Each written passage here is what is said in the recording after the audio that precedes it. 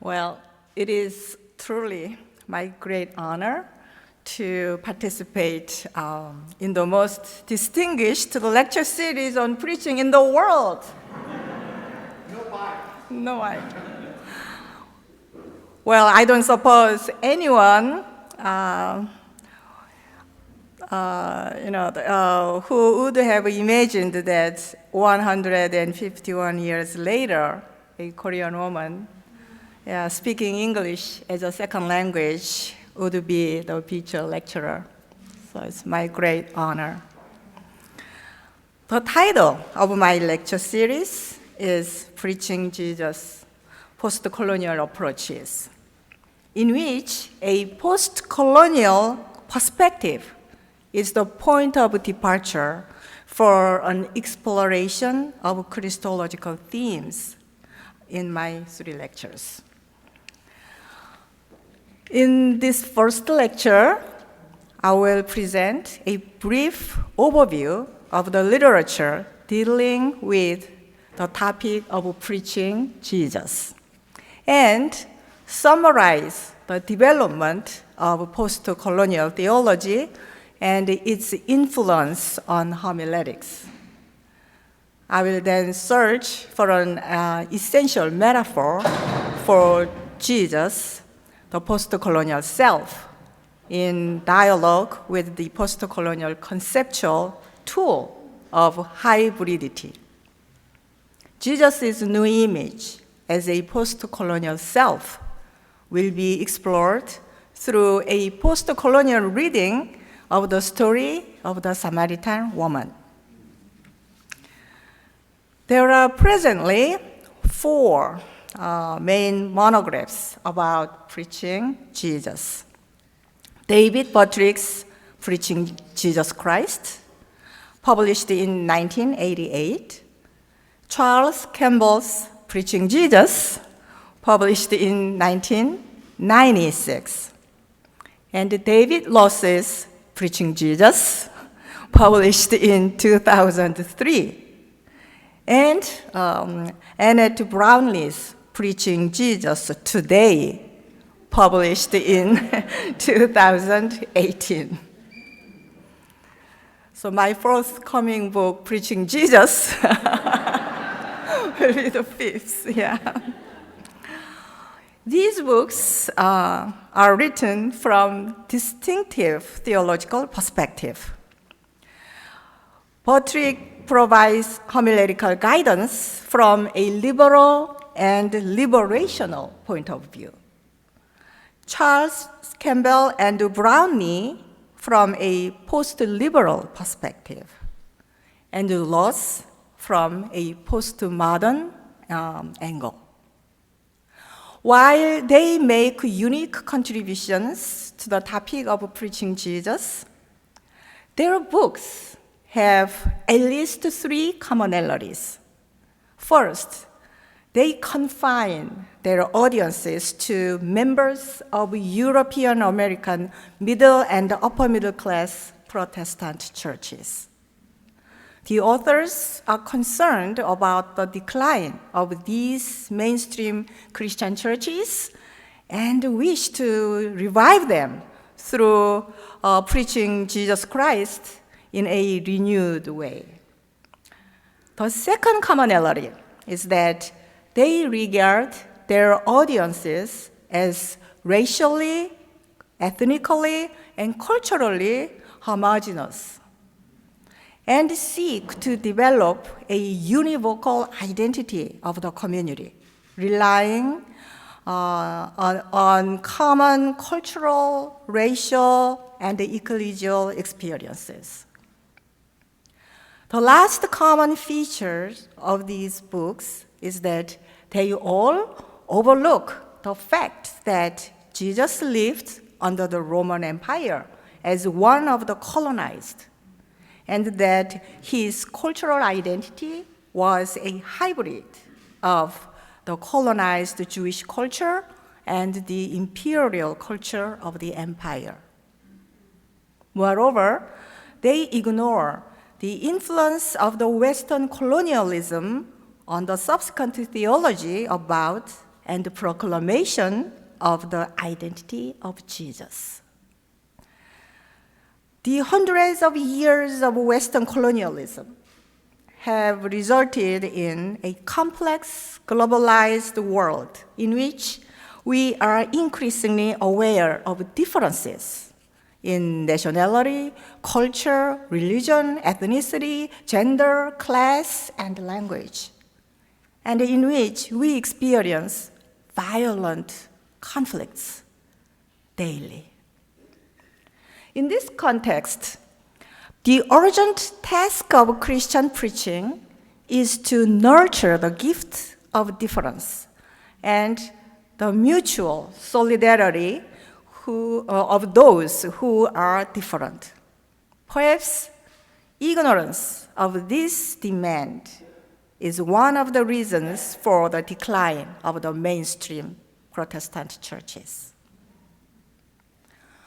Postcolonialism is a most useful critical theory for analyzing our complex context for preaching and for examining the root causes of the interwoven and overlapping ethical issues. It may seem banal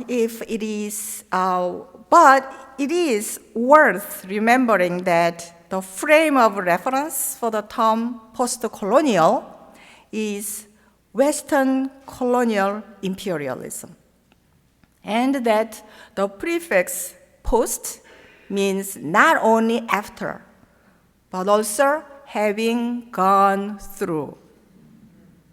The dual meaning of the post takes into account the fact that even though we live in the historical era in which Western imperialism has officially come to an end in the most parts of the world, it nevertheless continues in the absence of colonies in the more subtle and yet similarly brutal forms of neocolonialism, economically, socially, culturally, and politically.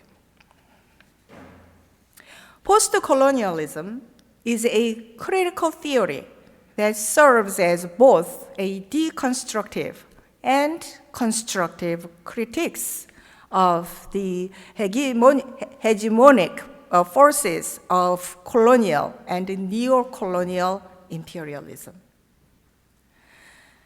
Since being planted into the soil of Christian theology and biblical studies during the late 1990s and the early 2000s, postcolonial theology has become one of the most powerful means of re-examining the European dominance of these fields. It has redirected theological discourse from white middle-class Eurocentric norms to those of the colonized, focusing on themes such as hybrid identity, interdependence, and border crossing between races, religions, genders, and so on.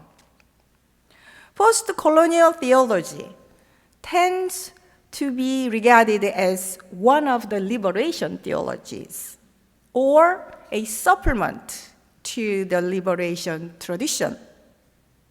However, post-colonial theology can be distinguished from other liberation theologies through at least three distinctive characteristics. First, its major critical tool is cultural studies. Through critical cultural analysis of post-colonial conditions, post-colonial theology recognizes that oppressive cultural powers interrelate and contribute to systemic injustice and marginalization. Thus, its primary concern is to decolonize Western cultural imperialism. The second distinctive characteristic of postcolonial theology is that it integrates all liberation theologies into solidarity in a theological claim. As Asian American postcolonial feminist theologian Kwak Pil-lan rightly stresses there is no single postcolonial theology since the experiences of colonialism are far from homogeneous. Hence, its approach is comprehensive and multifaceted with diverse theological concerns, including particular concerns of feminist theology, Black theology, and other liberation theologies. The third distinctive characteristic of postcolonial theology is that it does not accept a binary between the colonizers and the colonized, or the oppressors and the oppressed. The reality of our globalized postcolonial world is too complex and ambiguous to make such clear-cut distinctions. They coexist in the complexity of postcolonial conditions without geographical and cultural boundaries, and their experiences are so diverse that territorial, cultural, and racial essentialism is inappropriate. Thus, as Larry Russell states in her posthumously published book, Just Hospitality, whether colonizer or colonized, we are all postcolonial subjects, continually affected by the history and ongoing economic, religious, cultural, and political implications of colonialism, albeit in very different ways. These three distinctive characteristics of postcolonial theology help redirect homiletical theory and practice. Historically, there is no pre-colonial homiletics.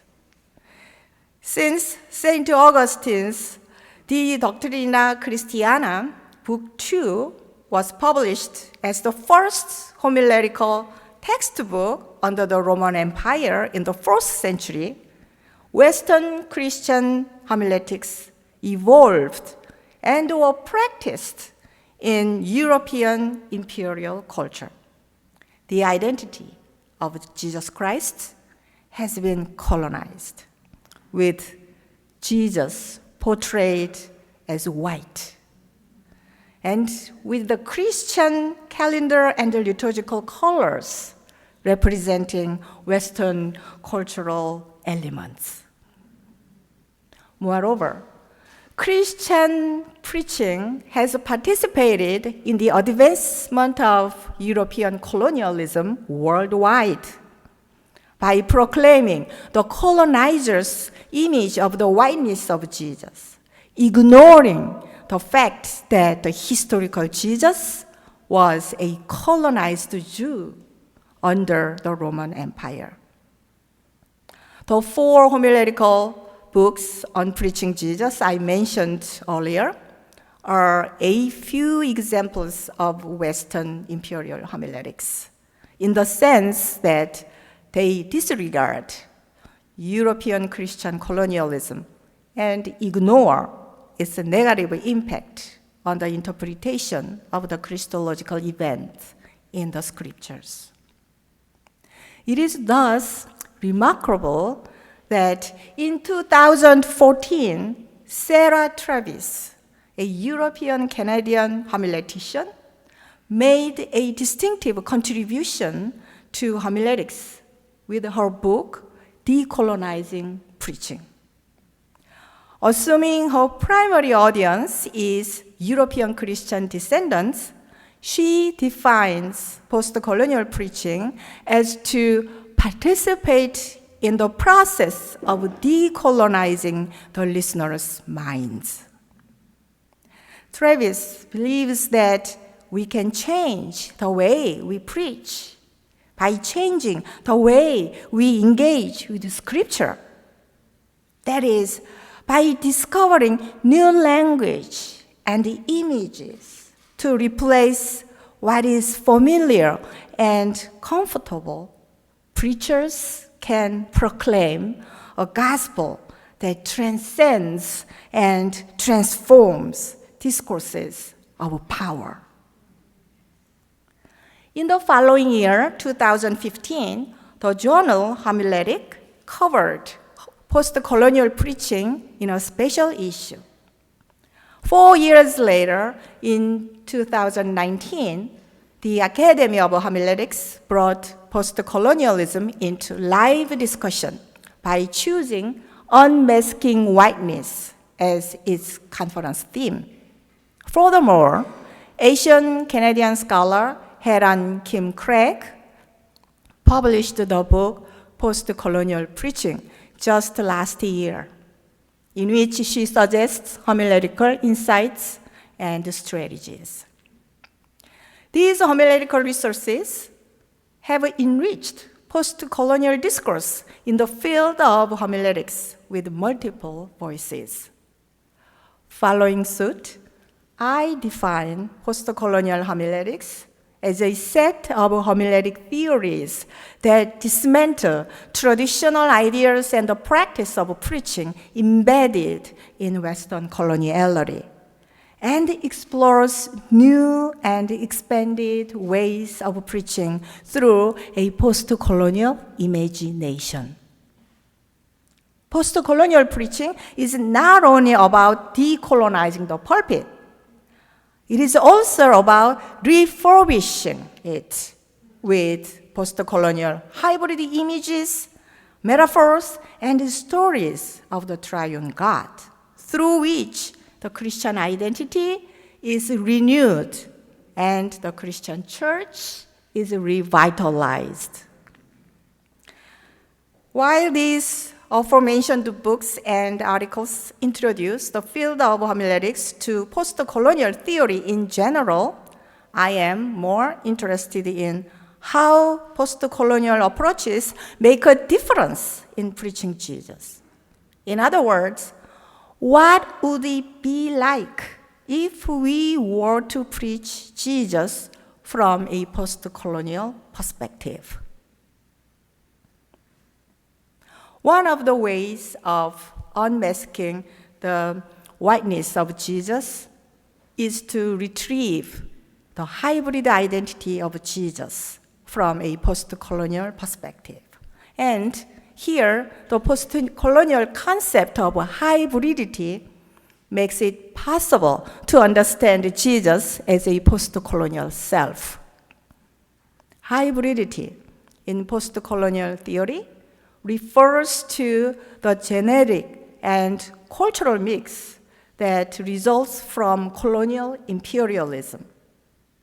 As Catherine Keller explains, the hybrid identity of previously or presently colonized peoples is a product of the colonizers' direct invasion, violation, and rape, or of the indirect subjection of the colonized that has stimulated survivalist strategies of mimicry and appropriation. Postcolonial theory, on the one hand, recognizes hybridity negatively as a location of conflict, hostility, ambiguity, confusion, and site for resistance. On the other hand, Homi Bhabha, Edward Said, and other postcolonial critics see in it possibilities for creativity. In his book, The Location of Culture, Bhabha calls this productive capacity of hybridity a third place. Something like the in-between space. In that third space,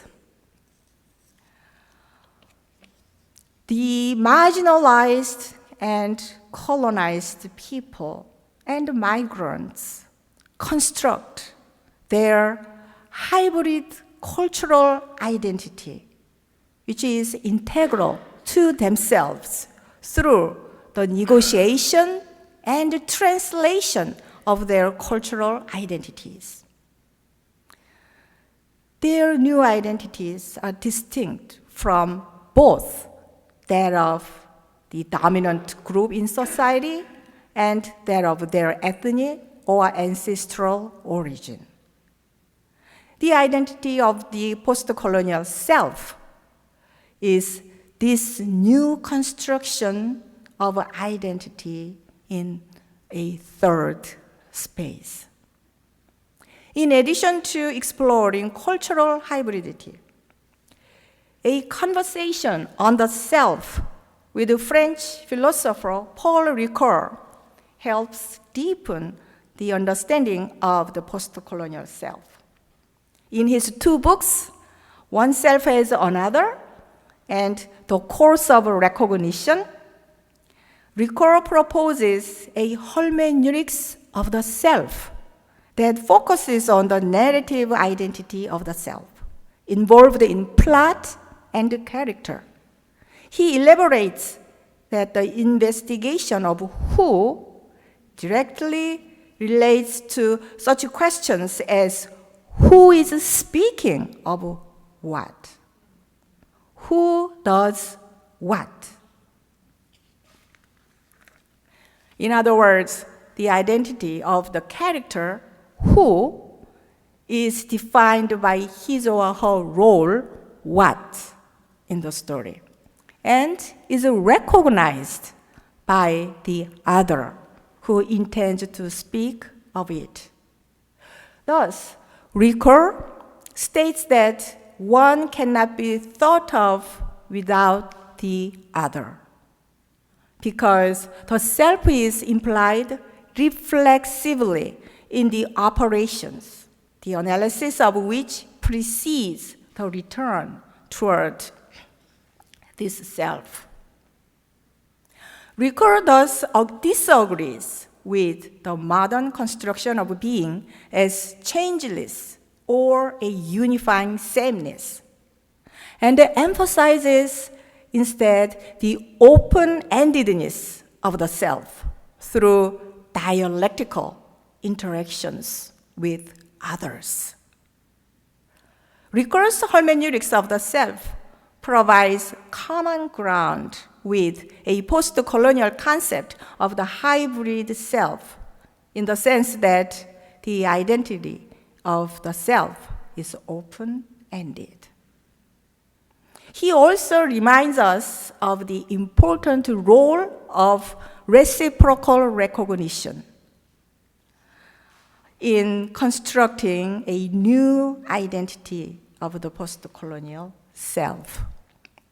However, his philosophical roots in Heideggerian existential ontology and Husserl's philosophical phenomenology make his use of the term self confined to the individual dimension, and the term otherness abstract and speculative. Although he discusses the complexity of otherness or the polysemy of otherness, and stresses that the self is essentially opening onto the world, he does not elaborate what kind of world he refers to, and who belongs to his meta-category of otherness. People experience the world differently in their social, political, economic, religious, and cultural settings.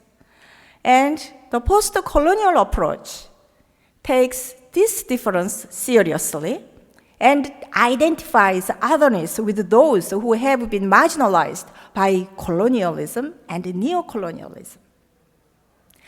Yet, I wonder if Ricoeur counts racially different people who have been colonized by France and other Western countries in his meta-category of otherness. The post-colonial self is open to the otherness of the experience of the colonized and to their recognition. A pivotal concern of post-colonial preaching is to help listeners be open to otherness so that they might reconfigure their Christian identity as post-colonial selves and live it out as agents in transforming our society locally and globally. Thus, one of the tasks of the post-colonial preacher is to search for a prototype of the post-colonial self in the Bible and other sacred texts. One biblical text that presents a prototype of the post-colonial self is the story of the Samaritan woman in John chapter 4, verses 1 through 42. Traditionally, this text has been interpreted as the story of the salvation of an immoral and inferior Samaritan woman who encounters Jesus, the model of ideal humanity in terms of individual morality. However, a liberation theology reading focuses on the image of Jesus as a liberator who sets the woman free from social, cultural, and religious oppressions. Furthermore, feminist theology elaborates the woman's status, elevates the woman's status to that of a theologian who has a long, profound theological conversation with Jesus. While these readings represent their distinctive theological approaches, when I read the story through a post-colonial lens, I imagine the scene not in terms of a hierarchical relationship between the woman and Jesus. According to the Synoptic Gospels, Jesus is tested with 3 temptations in the wilderness just before launching his messianic ministry. A sort of entrance exam into his 3-year program for his messiahship. However, the Gospel of John doesn't include that temptation story. Instead, Jesus' qualifications to be the Messiah are tested by the Samaritan woman. Yes, he is tested in Samaria, territory of a despised enemy, by that local woman, a victim of the victims of Roman colonial imperialism. During Jesus' time, Samaritans were suffering extreme forms of economic, political, and religious oppression and exploitation at the hands of the Roman rulers and their representatives, as well as the religious, economic power of the Jerusalem temple. The Samaritan woman's 3 questions are deeply related to her daily lived experiences in this colonial condition. And now she interrogates Jesus to test if he can be Messiah to herself and her oppressed people. Question number 1. Why do you ask me for water? Don't you know you Jews and we Samaritans should not associate each other? Why do you break the boundary fortified through the long history of a relationship between you Jews and my people, the Samaritans? Jesus answers, I want to give you and your people living water to quench your endless thirst by breaking the borderline between you and me. Question number 2. I'm a woman who is not able to meet man-made social norms. Why then do you care about me? Jesus answers, I know you, and I want to connect you to God's radical love.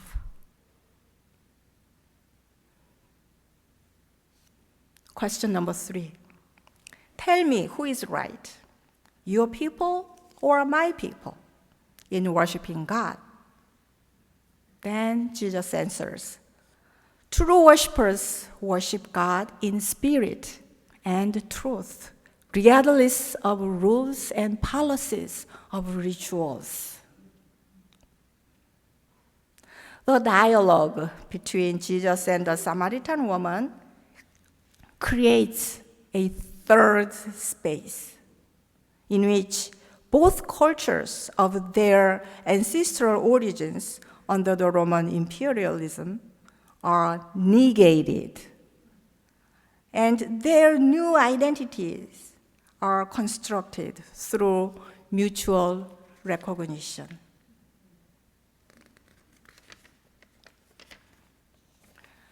A boundary breaker between Jews and Samaritan, and between woman and man. A boundary connector between the center and the margins of society, and a boundary transcender of religions and ideologies. These are the ones that Samaritan woman recognizes Jesus by his answers. Jesus also recognizes the Samaritan woman as a member of God's family. Through this mutual recognition, Jesus passes his entrance exam for his messiahship. Furthermore, the identity of Jesus as a boundary breaker, boundary connector, and boundary transcender illuminates the potential of the Samaritan woman's identity. Just as some smart students sometimes challenge their professors to think differently, so does Jesus in his oral exam by making the examiner ask herself the question, can I live like Jesus as a boundary breaker, boundary connector, and a boundary transcender? Such a postcolonial reading of the story of the Samaritan woman leads us to preach Jesus as the model of a postcolonial self, and invites listeners and their churches to this new identity, to live it out in our complex neo- and post-colonial world as boundary breakers, boundary connectors, and boundary transcenders.